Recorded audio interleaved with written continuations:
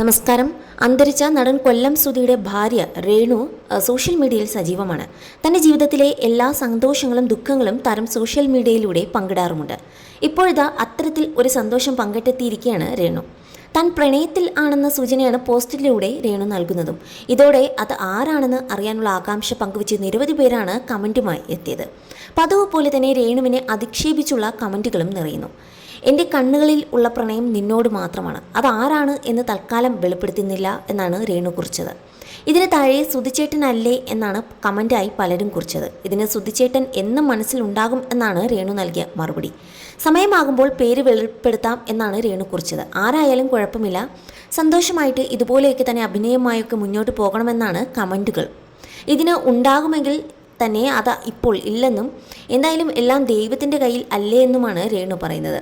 അതേസമയം പതിവ് പോലെ തന്നെ നെഗറ്റീവ് കമൻറ്റുകളും നിറയുന്നുണ്ട്. ഇതിന് രേണു മറുപടി നൽകുന്നില്ലെങ്കിലും രേണുവിനെ പിന്തുണച്ച് നിരവധി പേർ ചുട്ട മറുപടി തന്നെ നൽകുന്നുണ്ട്.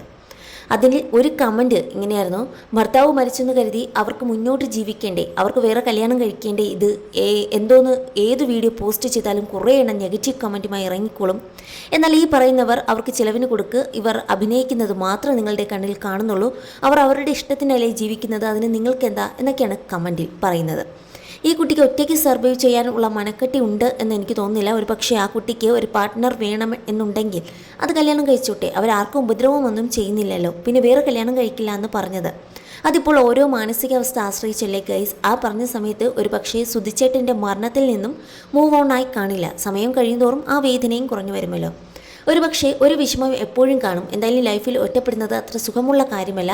അവർക്ക് കല്യാണം കഴിക്കണമെങ്കിൽ കഴിച്ച് സന്തോഷമായി ജീവിക്കട്ടെ, അതിലൊന്നും നാട്ടുകാരുടെ സമ്മതം ആവശ്യമില്ല എന്നൊക്കെ പോകുന്നു കമൻറ്റുകൾ. അതേസമയം വേറെ മാരേജ് ആണോ എന്ന് ചോദിച്ച ആൾക്ക് രേണു അപ്പോൾ തന്നെ മറുപടി നൽകി ഇല്ല എന്നായിരുന്നു. ഇതെല്ലാം ആരാധകരിൽ ആകാംക്ഷ ജനിപ്പിച്ചിട്ടുണ്ട്. താരം മറ്റൊരു വിവാഹത്തിന് തയ്യാറെടുക്കുന്നു എന്ന അനുമാനത്തിൽ രേണുവിനെതിരെ വിമർശനവുമായി പലരും എത്തുന്നുമുണ്ട്. അവിവാഹിത ആയിരുന്നിട്ടും ഒരു കുട്ടി ഉള്ള ഒറ്റയ്ക്ക് ജീവിക്കുന്നു. സുധിയുടെ ജീവിതത്തിൽ എല്ലാം മറിഞ്ഞ് കയറി ചെന്ന് മരിക്കുന്ന കാലത്തോളം സുധിക്ക് വേണ്ടി ജീവിച്ച സ്ത്രീയാണ് രേണു.